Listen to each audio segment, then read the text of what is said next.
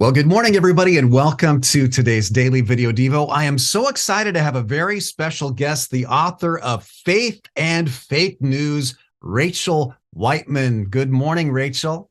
Hi, nice to see you.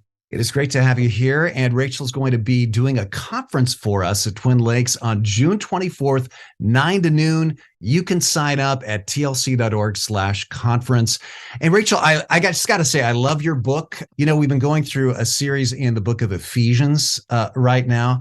And there's a verse, Ephesians 4:31 and 32, that says, get rid of all bitterness, rage and anger, brawling and slander, along with every form of malice. Boy, how does that apply to what we're consuming online? Don't you quote a study in your book that says that the fastest emotion to spread online is anger? Yes, that's correct. There's a lot of studies that show that. Tell me a little bit more about that. Yeah, so what they have done in all these studies is they look at emotional content online, and they found that emotional content and misinformation generally spreads faster because that misinformation is emotional. And then that anger is that emotion that spreads, like gets perpetrated. If you think about it, these are the things you see online. If they make you angry, you may be more likely to share or repost something out of that emotional response, which is why I advocate for us all to take some emotional and spiritual kind of step back and notice ourselves before we hit that share button or reply or post. You talk about doing sort of an emotion audit. Here's what you say in your book, a couple of steps that you recommend. For several days, keep a running list of the emotions that you're feeling when you're online. And then at the end of the time, reflect on what you wrote. What patterns do you see? And are there specific apps or specific topics that spark emotion? And then what might it look like to take a break from that? Maybe from certain apps, certain social media apps. And I have to tell you, this is very personal for me.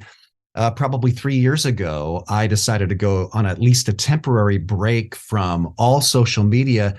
I wasn't getting sucked into the vortex of angry posts, but just my own, what I felt like was a responsibility to post an uplifting photograph every single day.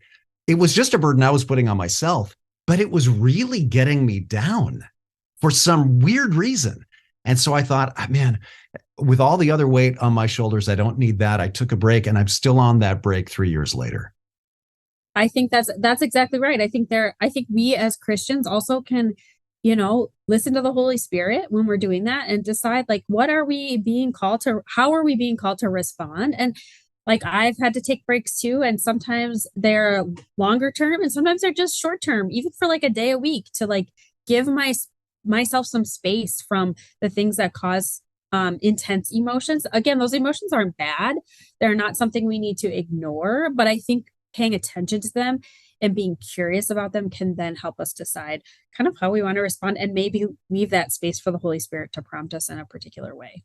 The book is Faith and Fake News. It just came out at the end of May, and Rachel, the author, is going to be here at TLC June 24th, 9 to noon. That's a Saturday. You can sign up at tlc.org/conference. Rachel, thank you so much for joining us. Thank you.